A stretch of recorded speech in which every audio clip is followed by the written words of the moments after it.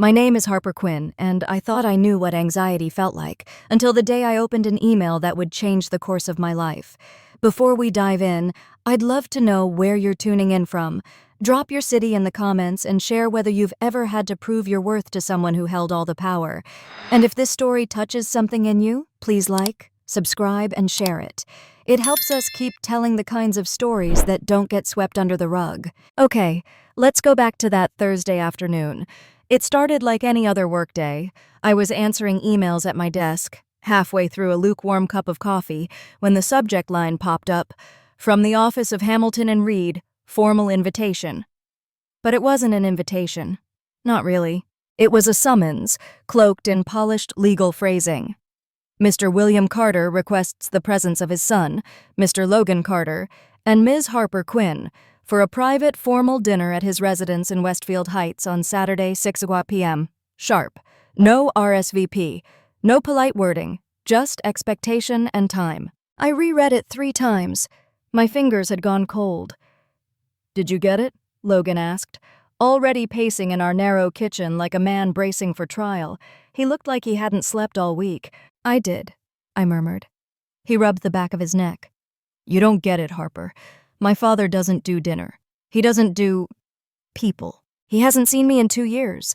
And now this? Out of the blue?" I nodded, unsure what to say. I'd known for a while that Logan's father was complicated, reclusive, billionaire, brilliant, brutal. The kind of man who'd cut his own eldest son out of the family for marrying someone beneath their station.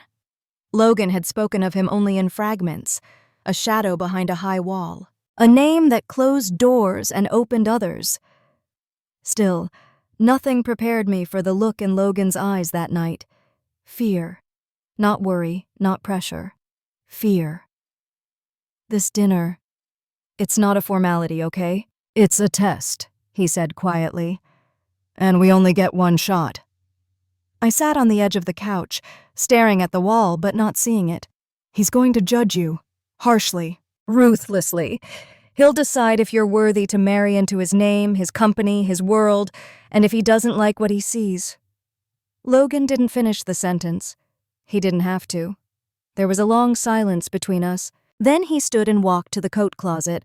He returned with a navy blue dress bag and a small velvet box.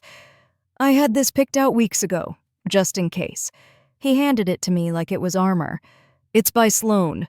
Classic cut, conservative neckline. He'll approve. And the scarf," he opened the box, "is cashmere, Italian. He's obsessed with appearances. Wear them, please." I took them wordlessly, feeling something unfamiliar tighten in my chest. I wasn't sure if it was resentment or resignation. "One more thing," he added, his voice firming. "Whatever you do, don't be late. He believes lateness is a character flaw, like lying or stealing. You show up even 5 minutes late, it's over." I nodded, but inside something stirred. I couldn't name it then, but it was the first flicker of doubt. Not about Logan, about what I was walking into. That night, I stood in front of the mirror holding the dress to my chest, watching my own reflection like I was watching someone else. I whispered under my breath, "Don't talk about your nonprofit. Don't mention your parents. Don't be yourself." And that's when it hit me. I wasn't being asked to show up. I was being asked to perform. The next 5 days were not days. They were an audition. Every moment between the invitation and Saturday evening felt like I was rehearsing for a role I hadn't agreed to play. I didn't eat much. Sleep came in fragments. And every time I glanced at the navy blue Sloane dress hanging silently on my closet door, it felt less like a garment and more like a costume. Something a woman like me was supposed to wear to become someone like her. The version of myself Logan needed me to be. Friday night, he stood behind me while I practiced conversation starters in the mirror. "Stick to the safe topics," he coached like a nervous director. "Art, finance, maybe travel, but only if it's Europe. Don't mention your work. Nonprofits make him twitchy." I turned to look at him. "So no mention of the tutoring program I've built over the past 3 years? The kids, the community garden? That's all off the table?" He exhaled through his nose. "Harper, this isn't about you. It's about passing." The way he said it made something inside me recoil. I didn't respond. "You know how much I care about what you do," he added, softening, placing his hands on my shoulders. "But my father doesn't. He sees compassion as a liability, a sign of weakness." I nodded, not because I agreed, but because I didn't have the energy to argue anymore. He was scared, and fear makes people say things that don't sound like them. At least, that's what I told myself.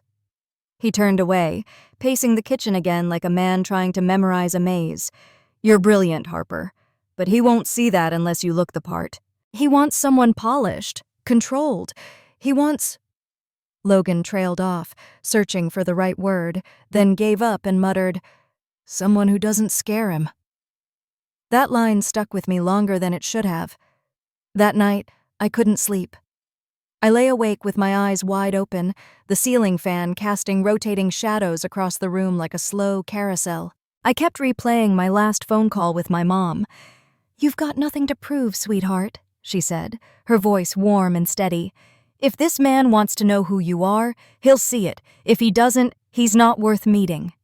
But that's the thing. William Carter wasn't just any man. He was the gatekeeper to everything Logan thought he wanted, and by extension, everything he thought we needed. At some point, near dawn, I got up and stood in front of the mirror again. The dress still hung in the doorway, untouched. I reached for the scarf box on the dresser, rich gray cashmere, whisper soft between my fingers. Logan had been right about one thing. It was beautiful. It also cost more than my entire monthly rent.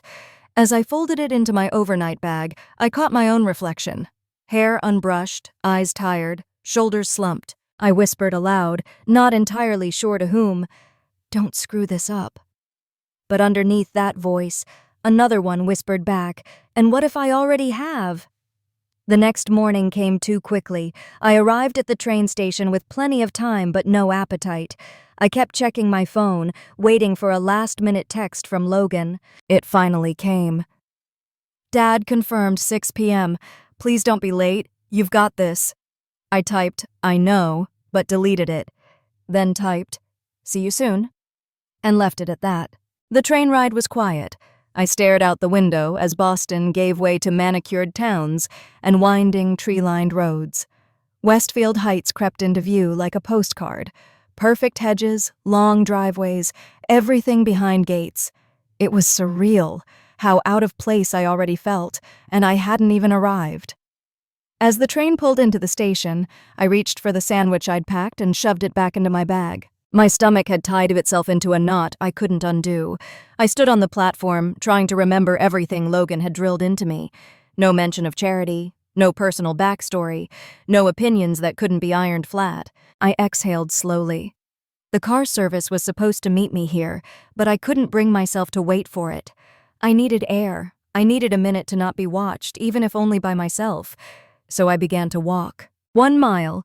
Just 1 mile to clear my head before the most critical dinner of my life. The sidewalks were pristine, the houses too quiet. It was the kind of wealth that didn't have to flaunt itself. It just existed, like weather. I passed hedge after hedge, each more sculpted than the last, feeling like an outsider from a different planet. I checked my watch. 27 minutes until 6, still enough time. What I didn't know then was that a single bench, just half a mile up the road, was about to undo everything I'd rehearsed, and begin the real test, the one no one had warned me about. I had just crossed the last roundabout before the Carter estate when I saw him. He was sitting on a park bench just off the walking path, a patch of green tucked between 2 rows of colonial mansions that looked too perfect to be real. Immaculate hedges lined the perimeter like sentinels. The grass looked trimmed by hand. And then there was him, an old man, alone, completely out of place. He wore a threadbare jacket that sagged on his shoulders, sleeves frayed at the cuffs. His shoes didn't match. One was a cracked loafer, the other a worn-out sneaker. And his face. It wasn't the face of someone sleeping rough for a night. It was the face of someone who'd been forgotten for a very long time. He sat still, eyes distant, hands folded in his lap. The breeze tugged at his collar, but he didn't move. I glanced at my watch. 5:42 p.m. 18 minutes left. "Keep walking," a voice in my head said. "You're almost there. This isn't the time." I took one more step, then stopped. I don't know why. Maybe it was the way his shoulders curled inward, like he was trying to disappear into himself. Maybe it was the cold. Maybe it was the memory of my grandmother, whispering once in my ear, "Kindness is only real when it costs you something." I turned and walked back toward him. "Sir?" I said softly. He turned his head, slow and deliberate, as if the movement required more energy than he had. His eyes met mine, piercingly blue and startlingly alert beneath a tangle of gray eyebrows. He blinked. "Yes, miss? Are you all right? You look cold." He gave a faint chuckle. "That's an understatement," he said, voice low and gravelly. "Guess I picked the wrong day to misplace my luck." I hesitated, then reached into my tote bag and pulled out the turkey sandwich I hadn't touched since morning. "It's not fancy," I said, "but it's fresh." His eyes flicked to the sandwich, then back to mine. He didn't reach for it at first. Instead, he studied me, really studied me, like he was trying to read something deeper than my words. "You sure?" he asked. "You look like someone with someplace important to be." "I am," I said, "and I'm already running late." He let out another laugh, this time softer. "Then you're risking something." "Maybe," I replied. "But you're risking more by sitting here hungry." I held the sandwich out again. This time he took it with a careful, almost reverent nod. "Thank you, miss. That's decent of you." His hands trembled as he unwrapped the wax paper. I noticed his fingers, calloused, worn, maybe once strong but now brittle with time. Without thinking, I reached for the scarf around my neck, the soft gray cashmere Logan had insisted I wear. I hesitated. It was absurd, really. This scarf was supposed to make me look respectable. It was supposed to impress a man who probably ironed his bank statements. But in that moment, it felt like the last thing that mattered. "You'll need this more than I will," I said, gently draping it over his shoulders. He looked down at the scarf, then back up at me. His gaze shifted. Something unreadable flickered there. Not surprise, not pity. Something warmer, deeper. "Most people don't see me," he said quietly. "They look right past." "Well, I see you," I replied, almost whispering, "and I'm sorry it's so cold." There was a long pause between us, the kind of silence that doesn't feel empty but full, like something sacred is happening, and neither of you wants to break it too quickly. Then he smiled, not just with his mouth, with his whole face, a small, tired, but unmistakably sincere smile that made me forget, for just a second, why I had been rushing. "You're a good one," he said, touching the scarf lightly. "Not many left." I smiled back, though my chest felt tight. I stepped away slowly, checked my watch, 5:49 p.m., and felt panic bloom in my stomach. "Good luck with your evening," he said behind me. "You too," I called over my shoulder, already hurrying. I don't know what it was about that moment, but something about it clung to me. As I jogged toward the estate, my shoes clicking too loudly on the cobblestone, I kept thinking, what would Logan say if he knew? He wouldn't understand. Not the sandwich, not the scarf, not the delay. "You failed the test before you even arrived," the voice in my head scolded.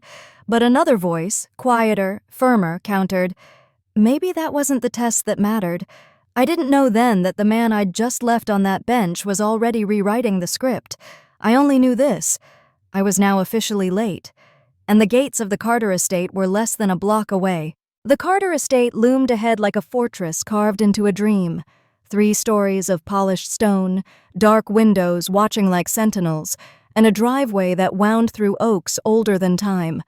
I was breathless, sweat prickling beneath my coat despite the cool air. 5:57 p.m. I had 3 minutes. I broke into a light jog, heels catching on the edge of manicured grass. Every step felt like I was dragging the weight of my own decisions behind me. The gates had already opened, likely remote triggered from inside. I passed through, heart racing, mouth dry. Logan was standing at the top of the front steps beneath the stone archway, pacing with the nervous energy of someone about to argue in court. His phone was clutched in one hand, thumb twitching over the screen. When he looked up and saw me, the relief on his face lasted for half a second, before it turned into something darker. He stormed down the steps, jaw clenched. "Harper!" he hissed through his teeth. "Where the hell have you been?" I stopped a few feet from him, breath catching. "I'm sorry." "You're late. Do you even know what time it is?" "I do," I said quietly. "I'm sorry, There was a man on a bench. He looked cold and hungry, and "Oh my God," he muttered, stepping back like I'd slapped him. "Please tell me you didn't stop to feed a homeless guy." I blinked. I didn't just feed him. I gave him my sandwich. And my scarf. He needed it more than I did. Logan's hands went to his temples. Unbelievable. A $700 scarf, Harper. That scarf was supposed to make a statement. It did make a statement, I snapped before I could stop myself. His eyes narrowed. "Do you think this is a game? Do you understand what you just risked?" I stepped back instinctively. I didn't mean to risk anything. I saw someone in need and you chose him over us, he said, voice rising. That hit harder than I expected. I looked at him, really looked, and what I saw wasn't just anger. It was fear, the kind that sits just beneath the skin, twisting everything. "This dinner isn't about charity or good deeds," he continued, his tone now sharp and clipped. "It's about showing my father we can exist in his world, that we belong there, and you just walked in without the one thing I asked you to keep on." "I walked in as myself," I said, my voice firmer than I thought it could be. "Not a version of me you put together like an outfit." "You don't get it," he said, voice low now, almost pleading. "You don't know him, Harper. He's not just cold. He's calculating. One wrong move and he'll cut me out for good." "And what does that make me?" I asked, stepping closer. "Some liability? A prop? Or just another thing he has to approve?" His face faltered, lips parting slightly. "No, I didn't mean—" "You meant exactly that," I cut in. "You're not afraid of what I did. You're afraid he saw you bring someone like me here." Silence fell between us like a curtain, thick, unforgiving. I turned away, stared up at the towering door. Every instinct in me screamed to leave. But I didn't. Not yet. When I finally looked back at Logan, his hands were clenched at his sides, chest rising and falling like he'd just finished running. "I did what I thought was right," I said, softer now. "If that makes me unfit for this world, then maybe it's not a world I want to be part of." Just then, the front door creaked open with the slow, deliberate hush of old wood and old money. A tall man in a crisp black suit stood in the entryway, face expressionless. "Mr. Carter will see you now," he said, his voice dry as parchment. Logan straightened, wiped a hand across his mouth, then reached for my arm. His grip was cold, sweaty. "Let me do the talking," he whispered. "Just, please, don't mention the man on the bench, don't mention the scarf. Smile, say little, we still have a shot at this." I didn't answer. I didn't smile, but I walked through the door anyway. The moment I stepped across the threshold of the Carter estate, it felt less like entering a home and more like being swallowed by history. The air was cold, unnaturally so, and still. A vast marble foyer stretched before us, black and white tiles arranged in perfect symmetry, gleaming beneath the weight of a crystal chandelier the size of a car. The walls were lined with oil paintings, stoic men in dark suits, unsmiling women in pearls, generations of wealth, framed and frozen in time. My heels echoed with every step, like they were announcing me too loudly. Logan's grip on my hand was tight, bordering on desperate. He leaned in close, murmuring through clenched teeth, "Just stay composed. We'll get through this." I nodded, but my stomach twisted. There was something suffocating about the silence, like the house itself was holding its breath. The butler, the same tall, paper-thin man who had opened the door, glided ahead of us, silent as a shadow.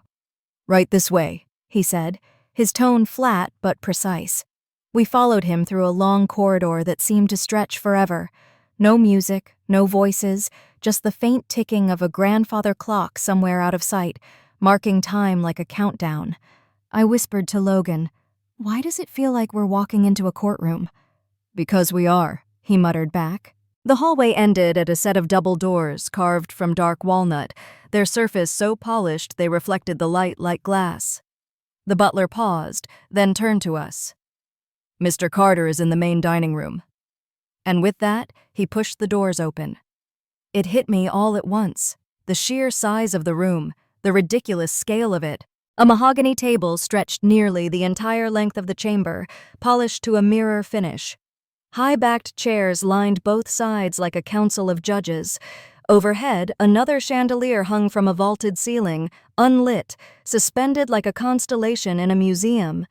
And at the far, far end of the table sat a man. Alone. He was facing us, though the distance made his features hard to read. His posture was upright, composed, regal even, like a king waiting for his audience. But I wasn't looking at the grandeur. My eyes were fixed on one small, impossible detail: the scarf.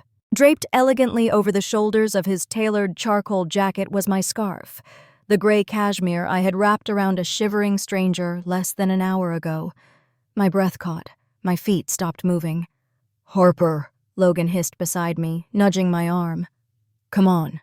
I didn't respond, because I knew that face now. I knew those eyes, the same intelligent blue, the same solemn kindness I had seen on that park bench. My heart thundered against my ribs. No, it couldn't be. The man from the bench was William Carter. It felt like the world tilted beneath me. My vision tunneled. Behind me, the doors clicked shut, sealing us in. Logan turned to me sharply. "What is it? What are you staring at?" I opened my mouth, but no words came. He followed my gaze down the length of the room, saw the man, saw the scarf, and suddenly, I felt his entire body freeze beside me. His fingers dug into my wrist. "That can't be him," he whispered.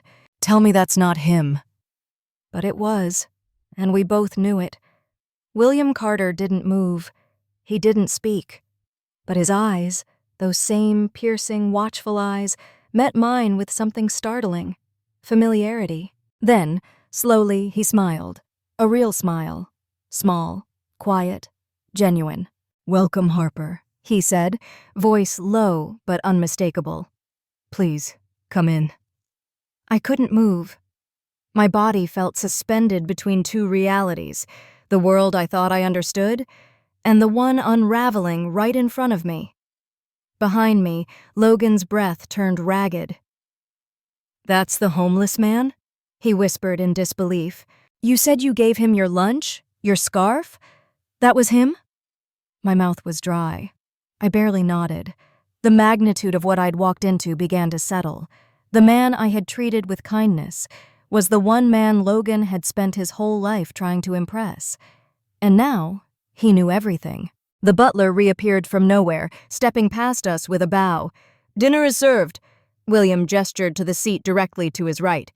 "Harper, if you would join me, I'd very much like to talk." His gaze flicked to Logan, unreadable. "Logan, you're welcome to stay." "Or not." I stepped forward slowly, the air around me buzzing with the weight of this revelation. I had passed one test, but a new one was just beginning.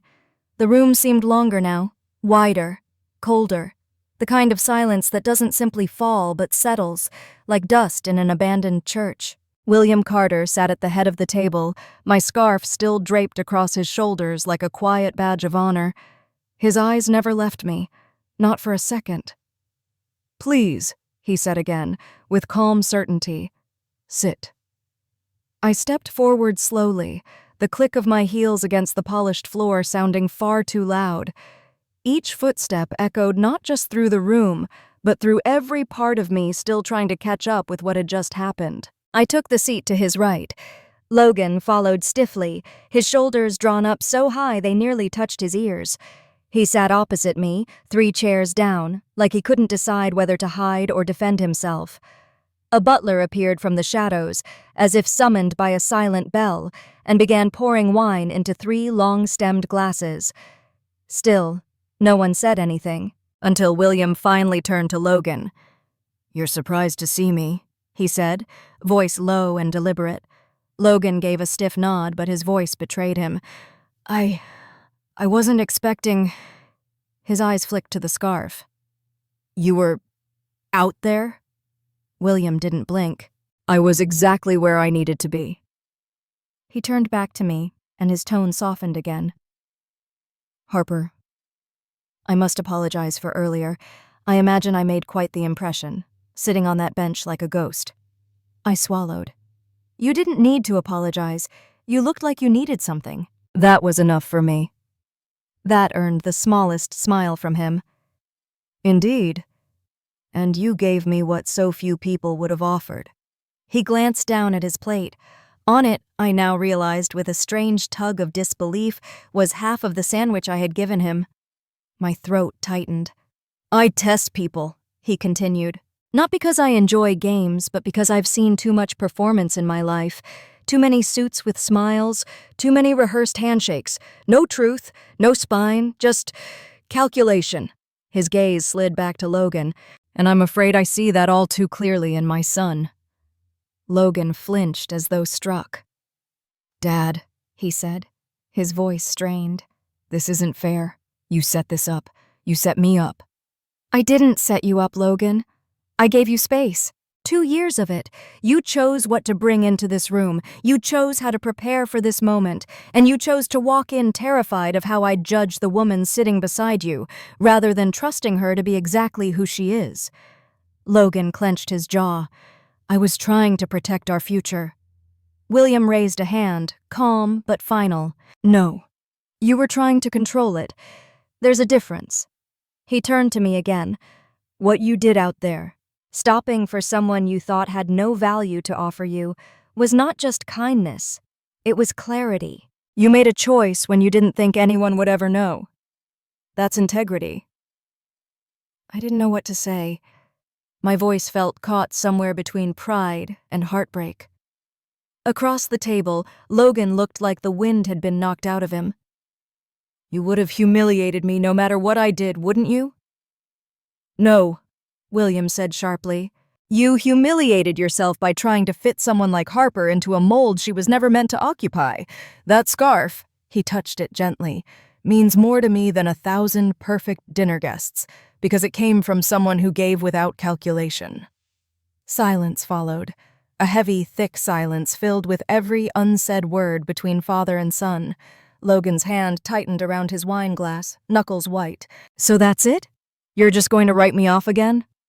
William looked at him, and for the first time, there was something almost mournful in his eyes. "No, I'm telling you exactly why I've stayed away. Because, for all your intelligence, Logan, you haven't yet learned how to recognize what truly matters. And if you don't start now, you'll lose the only thing in this room worth fighting for." He looked at me once more, softer now. "If she'll still have you." I turned toward Logan. He looked small in that moment, shrunken inside his finely tailored suit, his ego stripped bare. And me? For the first time since I stepped foot in this mansion, I felt solid. Not because I'd passed some test, but because I'd refused to play one. William leaned back in his chair, nodding at the butler. "Let's begin.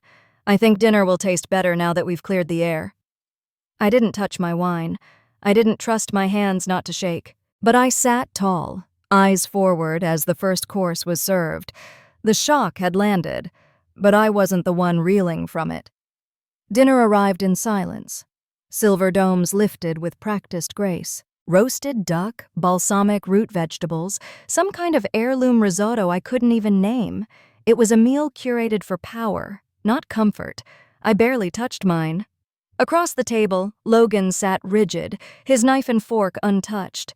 He kept his eyes fixed on his plate like he could hide inside it. But William Carter? He ate slowly, calmly, like nothing that had happened before this moment had rattled him in the slightest, and then, without warning, he set his utensils down with a soft click and folded his hands. "I imagine," he began, voice carrying without effort, "that this dinner has turned out differently than either of you expected." I froze mid-breath.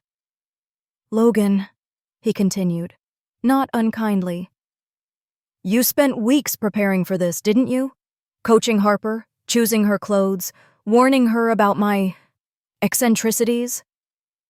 Logan didn't respond. His shoulders tensed further, but he didn't lift his gaze. William leaned slightly forward, looking at me now. "And Harper, you did everything he asked, almost. You wore the dress, you made the train, you followed the rules, until the moment they came up against something real." I felt my throat tighten. "You didn't know who I was," he said, gesturing slightly to the scarf still resting over his shoulder. "You didn't have anything to gain, and you gave anyway. Your lunch, your comfort, your warmth." He paused, letting the silence stretch like a thread between us. "I've spent the last 10 years removing myself from the world, not because I hate it, but because I grew tired of masks, of people pretending to be good under perfect lighting. I wanted to know who people were when they thought I wasn't watching." William stood now, slowly, placing both hands on the table. "And today, Harper, you showed me something I haven't seen in a very long time. Compassion without witness, grace without reward. That's rare, and it's priceless." He turned to Logan. "You may not understand why this matters, son, but I do. Because money, power, image, none of it means anything if the people who inherit it have no soul to guide it." Logan finally looked up, his voice small. "You think I don't have a soul?" "I think," William said gently, "you've buried it under years of fear." A beat of silence, then William turned fully toward me. "I had dinner with executives last month," he said. "Men who own more real estate than they know what to do with. Not one of them looked their server in the eye. But tonight, I had dinner with someone who offered food to a stranger in the cold, without knowing she was being watched." He reached into his pocket and pulled out a folded note, the wax paper from the sandwich. "I kept this," he said, "not because I needed the food, but because I needed the reminder." Then, looking directly at me, he said what I never expected to hear. "Harper, I trust you." The words landed like a stone dropped into still water, heavy and rippling outward. "You have my blessing," he said, "not just to marry my son, but to challenge him, to shape him, and if I'm honest, to lead more of this family than I ever could." I sat frozen. Logan looked stunned, blinking like the air had been punched out of him. William walked around the table and placed a hand lightly on my shoulder. "You passed the only test that's ever mattered to me," he said. "Because character, true character, is only visible when no one else is looking." His voice changed then, quieter, more intimate. "And if Logan's smart, he'll stop trying to shape you into someone palatable for this family.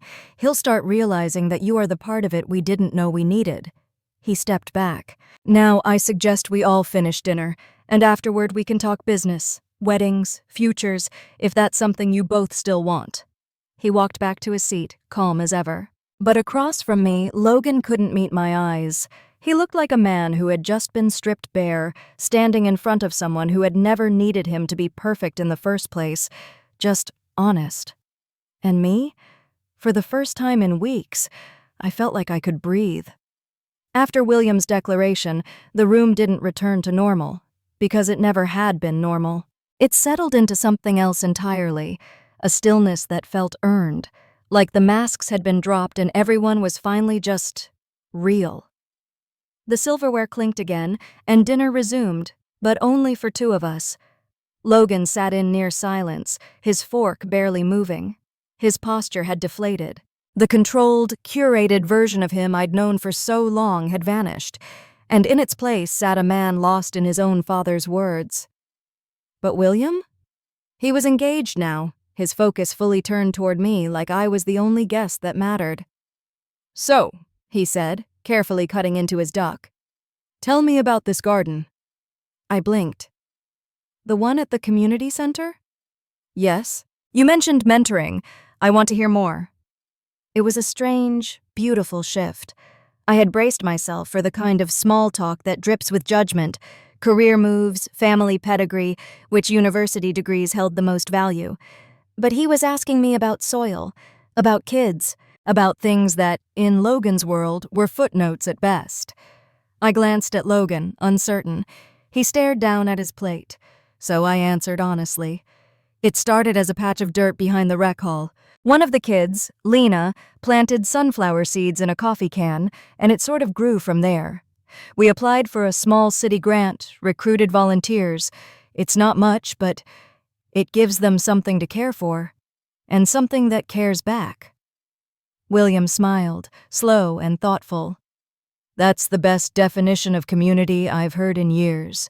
He leaned back slightly in his chair. Tell me, how did your parents raise you? What gave you that instinct to stop for a stranger? I paused, surprised by how tender the question felt. My mom's a retired nurse, I said. Dad's a public school teacher. We didn't have much, but we had a rule in our house. If you see someone hurting, you stop. Even if it's inconvenient, especially if it is. William nodded. And Logan? Have you shared that with him before tonight? The question wasn't loaded, but it was pointed. I hesitated. I think I tried. Logan looked up then, his voice hoarse. You did. I just didn't listen. William didn't react with triumph, just stillness, as if waiting to see if the echo would settle into something more permanent. The butler returned, serving dessert, something delicate involving caramel and poached pear. I didn't taste it. I was too aware of the new gravity between the three of us. William folded his napkin in his lap. You know, he said, turning his eyes back to me, I spent years believing that control and composure were the highest forms of strength. That emotion was a liability, that people were either useful or ornamental. His voice softened. You changed that tonight, without trying to. I didn't know what to say. You don't need wealth to carry power, he said. You only need to recognize worth where others fail to look. Across the table, Logan shifted. Why didn't you ever say these things to me growing up? He asked quietly. Why did it have to be a test? William didn't flinch. Because you never would have believed me. You were too busy chasing my approval to see your own reflection clearly. Logan closed his eyes, jaw tight. It was the first time I'd seen a crack, not in his ego, but in his armor. William turned back to me. I'm not here to replace a father figure, Harper, but I would like to be part of your family, if you'll have me. Not because of your connection to Logan, but because of your character. I felt my throat tighten again. My eyes burned, but I blinked it back. I'd like that, I said. Very much. For a long moment, we just sat in the quiet, not awkward, not tense, just honest. A family, slowly forming. The plates had been cleared. Dessert was long gone. What remained was quieter than silence, something I can only describe as stillness after a storm. We sat beneath the chandelier, its crystals now catching the low amber light of the sconces.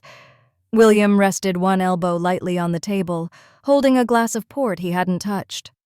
Logan was further down the table now, his chair angled just slightly away, like he couldn't decide whether he still belonged in the room. William turned to me again. I'm curious, he said gently. Was it always in you, this ability to look past someone's exterior and see their need? I took a breath, glancing at the polished table, unsure of how honest to be.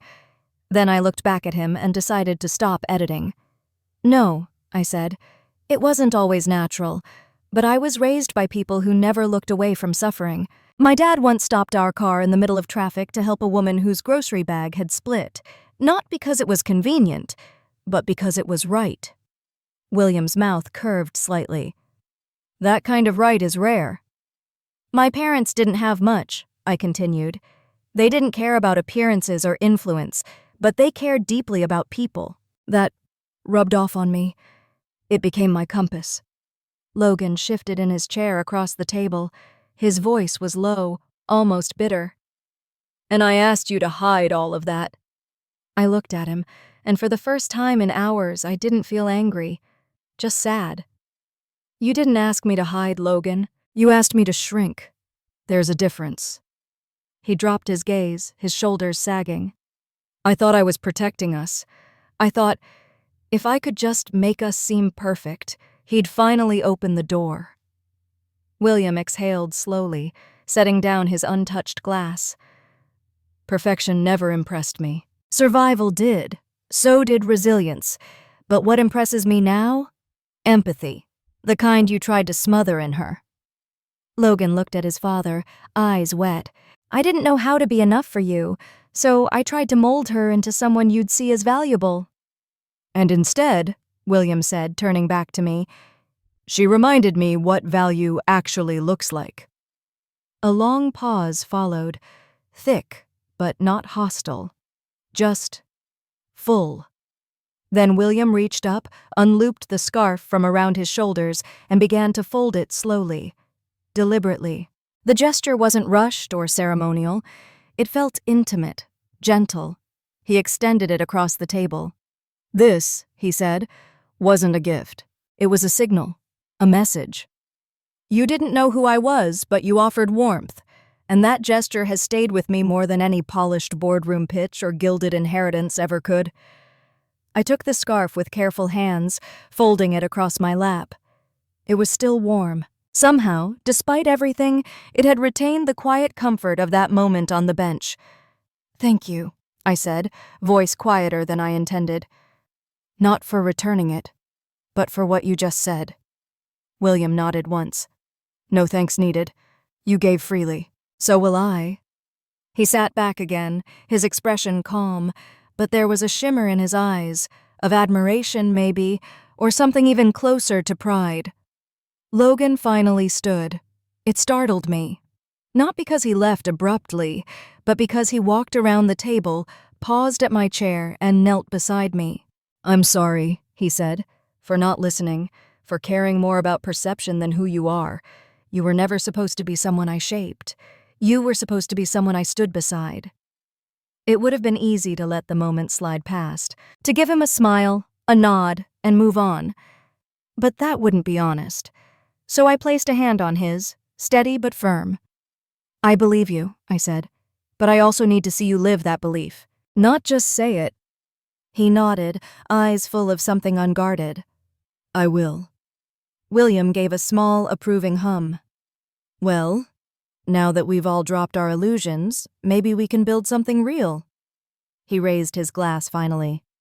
"To honesty, to second chances, and to the people who still stop on the street when it matters most." We clinked glasses, mine, water, Logan's, untouched wine. William's finally sipped. And just like that, the night began to breathe again. It wasn't just fabric. When William folded the scarf and laid it in my lap, I didn't see gray cashmere anymore. I saw the woman I had been when I gave it away, a woman rushing, nervous, late, but still willing to stop, still willing to see someone in need and act. Now, here I was again, seated under crystal light in a billionaire's dining room. The same scarf, but a different weight. It didn't feel like a test anymore. It felt like a turning point. William rested his elbows on the table, lacing his fingers together. His eyes, steady and unblinking, stayed on mine. "I didn't plan to wear it in here," he said. "I wasn't trying to make a statement. But when I stood in the mirror and looked at myself, I realized I didn't want to walk into this room as the man everyone expects me to be. I wanted to walk in as the man you saw earlier today." I pressed the folded scarf against my palms. The softness startled me. It still held a trace of warmth, as if the decision to give it away had left some permanent imprint. "I didn't know who you were," I said softly. "That's why it mattered," he replied. "You gave something valuable to someone you thought had nothing to offer, and in doing that you gave me a gift I couldn't buy, a glimpse into who my son almost lost." Across the table, Logan shifted, his hands folded tightly in his lap. He hadn't spoken since dessert. His silence wasn't sulking, it was stunned. And something else, too. Shame, maybe. or the slow unraveling of a version of himself that had never quite fit right. William leaned back and studied him for a long moment. "Do you remember the first time I brought you into a boardroom?" Logan looked up slowly. "Yeah. I was 12. You told me not to speak unless spoken to." "And you obeyed," William said. "You watched. You mimicked. And over the years you became everything I modeled, sharp, polished, emotionally contained. But not once did I ask what you felt. Not once did I encourage you to care." Logan's voice cracked. "Because I thought you didn't." William sighed, not regretfully, but with a weariness that made the whole room lean inward. "I didn't let myself. Not for a long time." He turned to me again. "But then someone walks in. Someone not born into this, not bred for it, who still has the strength to sit across from me and tell the truth. That's not just courage, that's leadership." I blinked, stunned by the word, leadership. I hadn't led anyone tonight. I'd barely kept myself together. But in William's eyes, kindness wasn't a performance, it was proof of integrity, and that changed everything. "May I ask you something, Harper?" he continued. "Of course." "What do you want from all of this?" he asked gently. "From this family, from Logan, from this life you're stepping into?" It was the first time someone had asked me that without an agenda attached. I took a breath, steadying my voice. "I want a partner who doesn't ask me to pretend. A life where I don't have to leave the best parts of myself at the door just to be accepted. And I want to build something real, even if it's small, especially if it helps people who feel invisible." William nodded slowly, almost like he'd been waiting years to hear those words from anyone. Then, without drama, he said the quiet part out loud. "You remind me of someone I used to be, before all this hardened me." There was a beat of silence, then Logan finally spoke. "I want that too," he said, looking at me. "Not the legacy, not the image, you. And I'm sorry it took tonight to say it clearly." I looked at him, and this time I believed him. Not because he said the right thing, but because for the first time he wasn't saying it for approval. He was just saying it. William reached for his glass and raised it. "To character," he said. "And to the women who have more of it than the rest of us know what to do with." I lifted my water. Logan followed, a beat behind. As our glasses touched, I let my fingers rest on the scarf once more. It wasn't about reclaiming it, it was about remembering who I was when I let it go. After the toast, the butler returned silently to clear the table, but no one moved. The dining room had settled into something still and sacred, not ceremonial, but honest. It felt like we were standing in the soft, raw moment, after a wound is cleaned but before it heals. And in that pause, William leaned forward, folding his hands. "Logan," he said quietly, "may I speak to you as a father now, not as a judge?" Logan looked up, hesitant but open. William's voice didn't rise, didn't harden. If anything, it softened into something rare between them, clarity without control. "You've spent most of your life chasing what you thought I respected, results, image, efficiency. You built your life like a resume, hoping one day I'd finally read it and be impressed. And I take responsibility for that." Logan blinked. "You do?" William nodded. "I never told you that my silence wasn't satisfaction. It was fear. Fear that I'd turn you into me. So I kept my distance, thinking I was protecting you from the coldness I carry. But all I did was teach you to measure your worth through my eyes." The words hung in the air, harsh in their truth, gentle in their delivery. "I see now," William continued. "You learned to armor yourself, not with cruelty, but with strategy. You watched me praise performance and punish failure, so when you found someone like Harper, someone bright and sincere, you didn't know how to trust it. You tried to protect her from me, when all she ever needed was to be seen as she is." Logan's face crumpled in a way I hadn't seen before, not embarrassed, not defensive, just raw. "I was afraid," he admitted. "Afraid if I brought her in as herself, you'd shut the door, and I couldn't lose her, so I tried to repackage her." William nodded solemnly. And in doing so, you nearly taught her the same mistake I made with you, that love is something you have to contort yourself to earn." My chest tightened. That truth landed deeper than I expected. Logan turned to me then. His voice shook. "I didn't mean to dim your light, Harper. I thought I was shielding it, but now I see. I was hiding behind it." I didn't speak right away. I wanted him to sit with that discomfort, not to punish, but because some realizations only take root when you let them sting. William exhaled, then stood. His presence, once towering and impenetrable, now seemed almost human. He walked slowly around the table until he stood beside his son. "I'm not disowning you, Logan," he said softly. "You're still my son, and your place in this family, in the company, is secure, but not because of your polish, not because of your performance." He glanced toward me, then back at Logan. "It's secure because you had the wisdom to bring someone into your life who reminds us all what integrity looks like." Logan's voice was barely a whisper. "And if I lose her?" "That's up to you," William said. "But know this. If you keep trying to shape her into someone who fits this world, instead of reshaping your world to make room for her, then yes, you'll lose her, and it won't be her failure. It will be yours." The silence that followed wasn't awkward. It was necessary. Logan lowered his gaze, nodding slowly. "I understand." William gave him a long, almost affectionate look. Then, like he knew the moment had said everything it needed to, he turned to me. "Harper," he said with a faint smile, "if this family has any chance of changing, it will be because of you." I didn't answer with words. I just folded the scarf gently, set it on the table in front of me, and met both of their eyes. Not as someone waiting for permission, but as someone who knew, without question, her place at the table was no longer conditional. We didn't speak on the drive home. Not a word. The silence wasn't sharp or icy. It was dense, like fog. It wrapped around us in the car, filling the space between the headlights and the empty road with everything we couldn't yet say.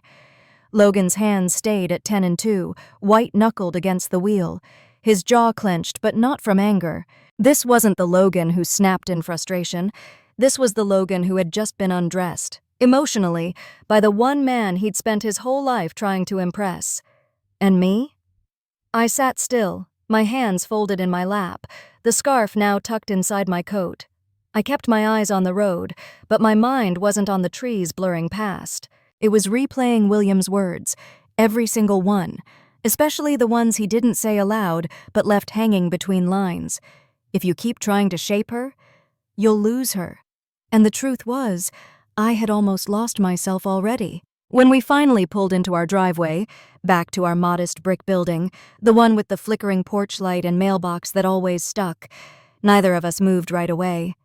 The engine hummed, the dashboard glow casting our faces in pale light.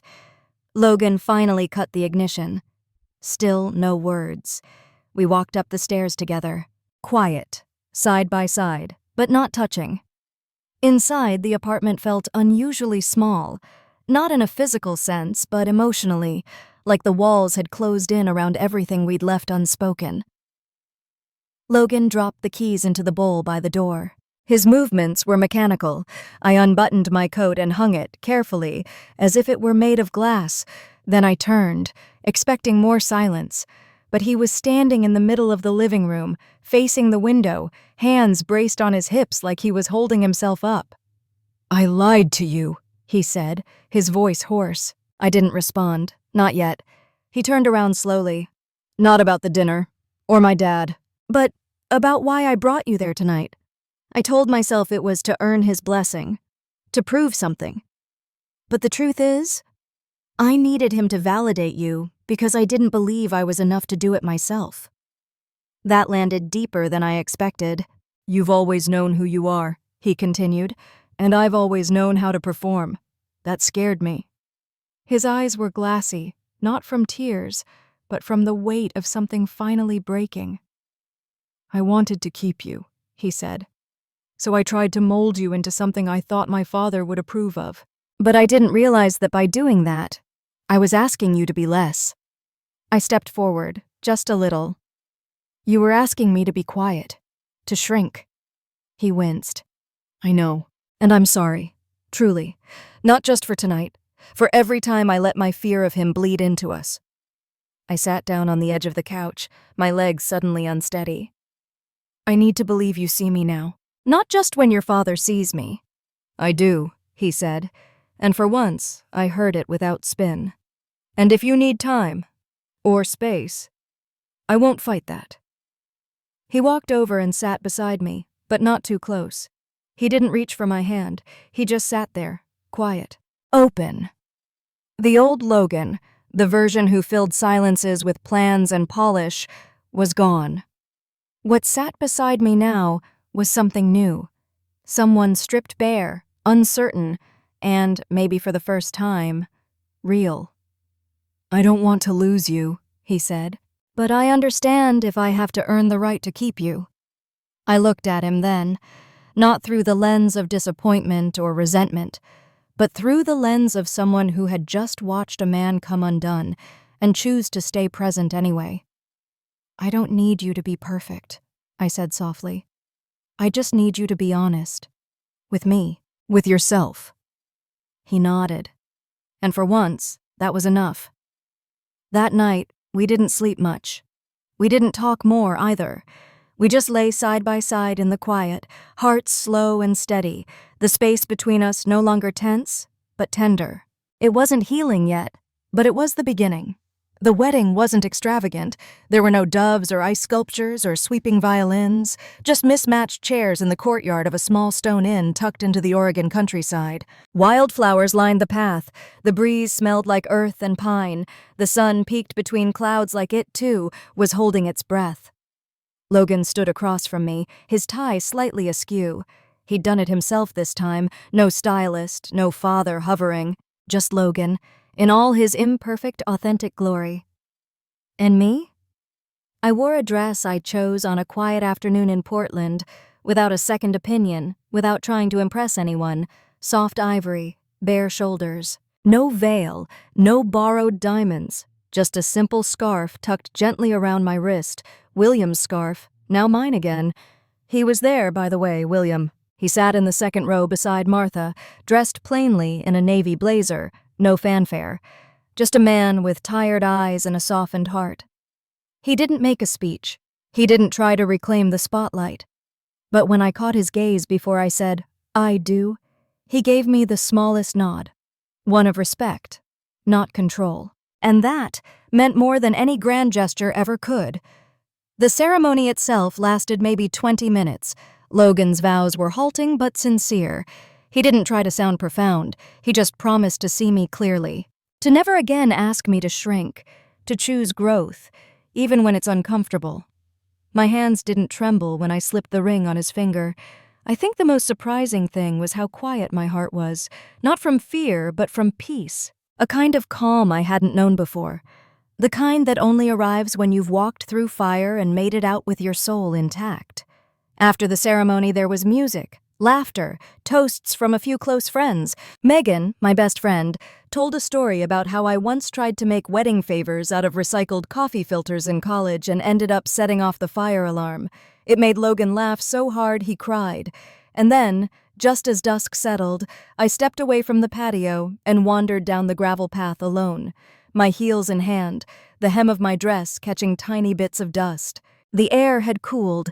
I could hear crickets in the grass and a dog barking faintly in the distance. That's when I saw him, William, sitting on a bench beneath an old oak tree, looking up at the sky like he was trying to read something only he could see. I hesitated, but then I walked over and sat beside him. For a while, neither of us said anything. The silence wasn't heavy anymore, it just existed. "I didn't think you'd come," I finally said. He nodded, still looking ahead. "I almost didn't. And? I would have regretted it for the rest of my life." I studied his profile, the lines around his eyes, the silver at his temples. There was a man in there I hadn't seen before, one who had let go. "Thank you," I whispered. Not for the scarf, not even for the inheritance I knew he quietly protected for Logan, but for showing up. "You gave him something I never could," he said, his voice low. "The freedom to be real, and he chose to keep it." We sat a little longer before I stood and walked back toward the lights and laughter, toward Logan, and toward the life we were building, not handed to us, but earned. So here's what I've learned. Kindness doesn't always roar. Sometimes it just shows up, quietly, consistently, even when no one's watching. And power? Real power isn't about control or legacy or money. It's about the courage to stay soft in a world that tells you to harden, to love without bending yourself into someone else's version of worthy. I used to think I had to prove myself, to bosses, to families, to men like William Carter. But what I've learned is that you don't need permission to take up space, to be seen, to choose yourself. Because the right people, the ones who matter, will never ask you to become smaller for their comfort. They'll meet you in your fullness, and they'll stay. Thank you for being part of this journey with me. If this story spoke to you, if you've ever felt unseen or questioned your worth, I hope you'll share your thoughts in the comments. Like this video, subscribe to the channel, and share it with someone who might need to hear this today. Because sometimes the most powerful revenge is simply living well and living true.